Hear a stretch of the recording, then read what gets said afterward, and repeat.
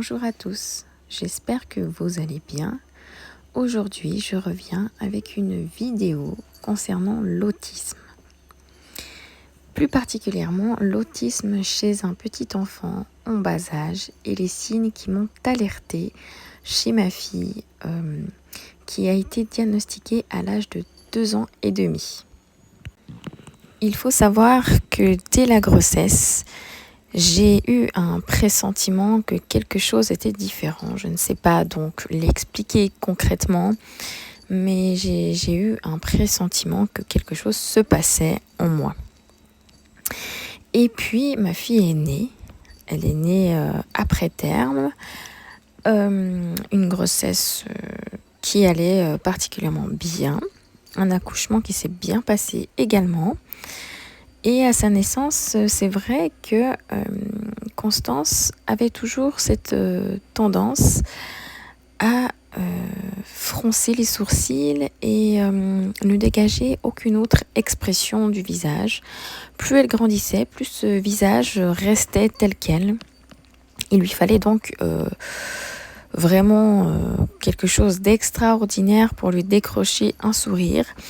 Mais elle avait toujours ce visage très figé, très fermé, et ça pendant bien longtemps.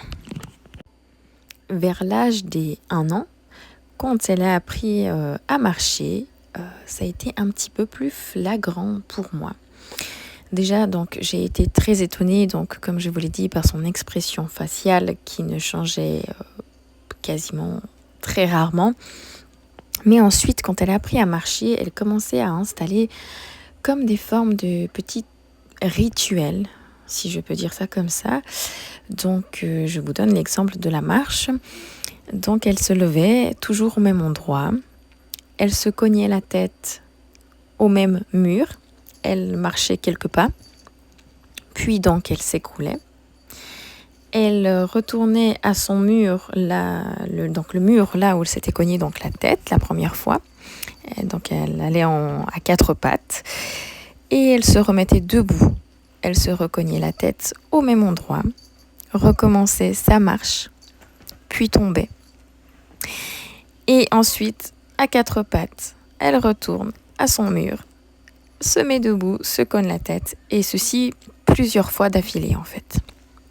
Et là, je me suis dit que c'était quand même un petit peu particulier de refaire systématiquement le même processus exactement au même endroit et de cette manière-là. Et plus son âge évoluait, plus je remarquais qu'il y avait des différences contrairement à sa sœur aînée. Donc les intérêts restreints au niveau des jeux.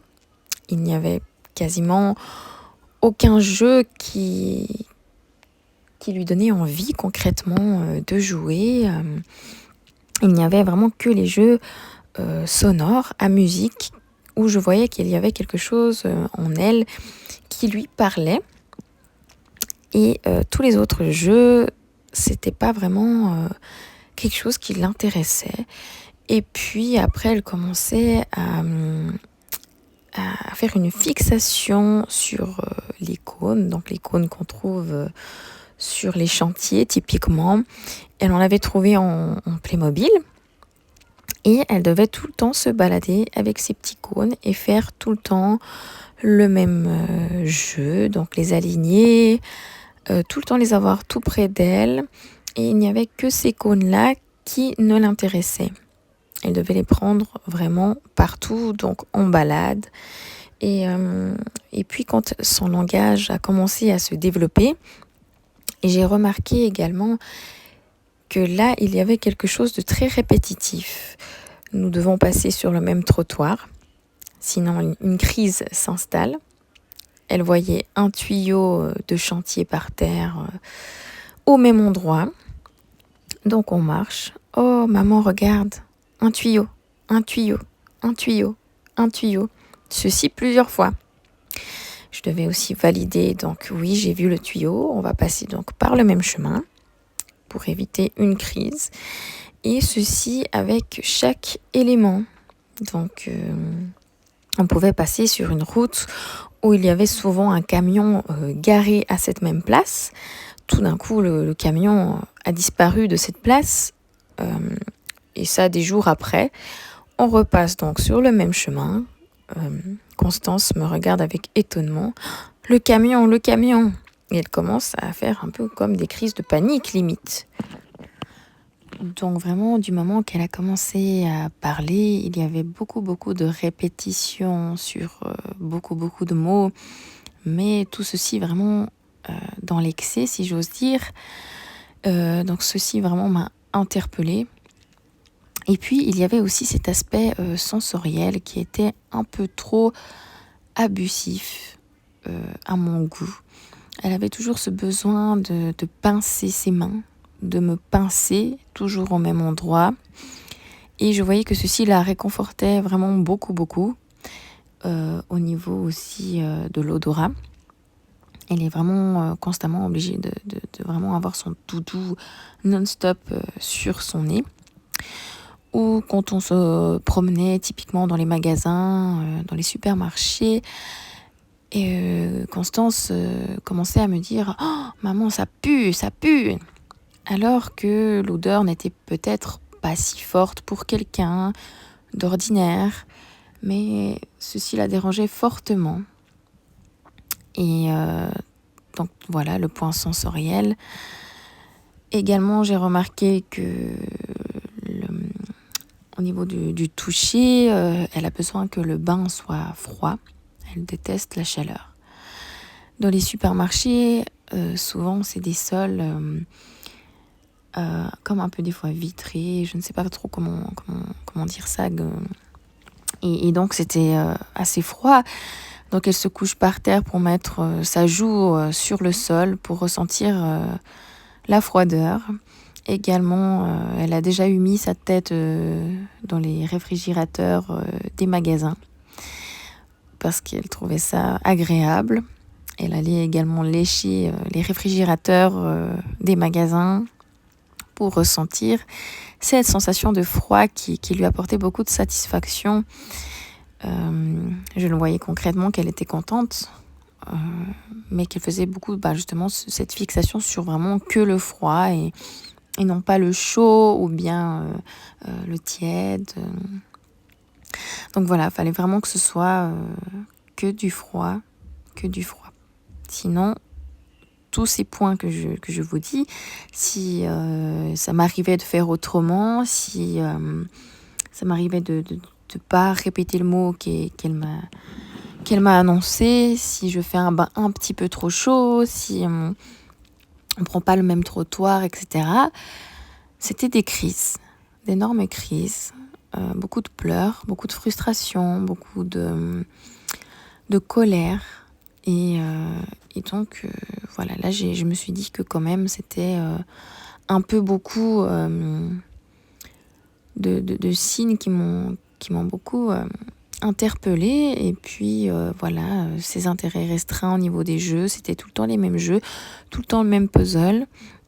On avait un puzzle qui était un tout petit peu abîmé sur l'une des parties. Donc déjà, elle faisait ce puzzle, je ne sais pas combien de fois de suite, peut-être 10 fois de suite. Et toujours à la partie qui était un petit peu abîmée. Elle devait s'arrêter, regarder la pièce. Oh, maman, cassée. Elle mettait la pièce. Elle recommençait le puzzle à zéro. Oh, maman, cassée. Et elle reposait. Donc à ce moment-là, j'ai remarqué que voilà, c'était pas quelque chose que tous les enfants pourraient faire, typiquement. Et puis au niveau du regard, elle ne regardait pas franchement les gens dans les yeux. Elle avait toujours tendance à un petit peu tourner son regard, même si on voyait qu'elle nous entendait parfaitement même. Mais elle n'osait pas vraiment, enfin c'est comme si elle n'osait pas regarder la personne dans les yeux. Et même encore à l'heure actuelle, elle a 4 ans et je vois que si elle veut nous faire une demande d'aide, elle regardera vraiment tout le temps ailleurs. Elle n'arrivera pas concrètement à nous regarder dans les yeux.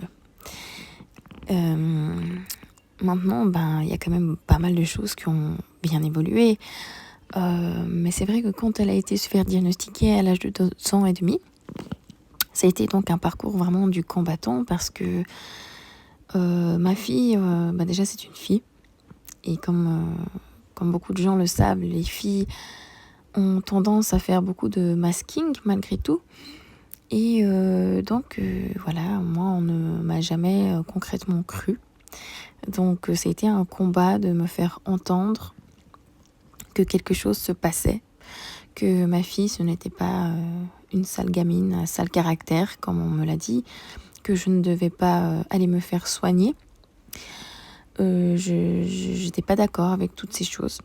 Alors je me suis battue, j'ai été chez plusieurs spécialistes pour qu'enfin quelqu'un puisse m'écouter et que ma fille puisse être prise en charge par un centre, un des centres les plus connus de la Suisse concernant l'autisme. Et voilà, c'est là qu'on m'a révélé son autisme. Donc je dirais que c'est la première des parties qui m'a vraiment beaucoup interpellée chez ma petite fille. Donc vraiment vers l'âge des 2 ans et demi, 1 année, etc.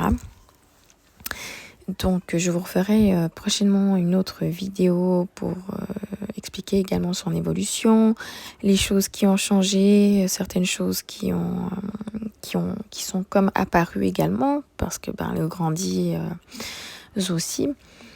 Donc je pense que ceci, je vais l'expliquer dans une autre vidéo, parce que celle-ci est beaucoup trop longue. Mais comme j'ai envie vraiment de vous le dire, ceci concerne uniquement ma fille, parce que l'autisme est un spectre vraiment grand. Donc il y a beaucoup d'autismes différents que de personnes autistes. Donc ça, il faut bien l'intégrer. Donc voilà. Donc j'espère que ça vous aura plu. N'hésitez pas à aimer la vidéo. À bientôt!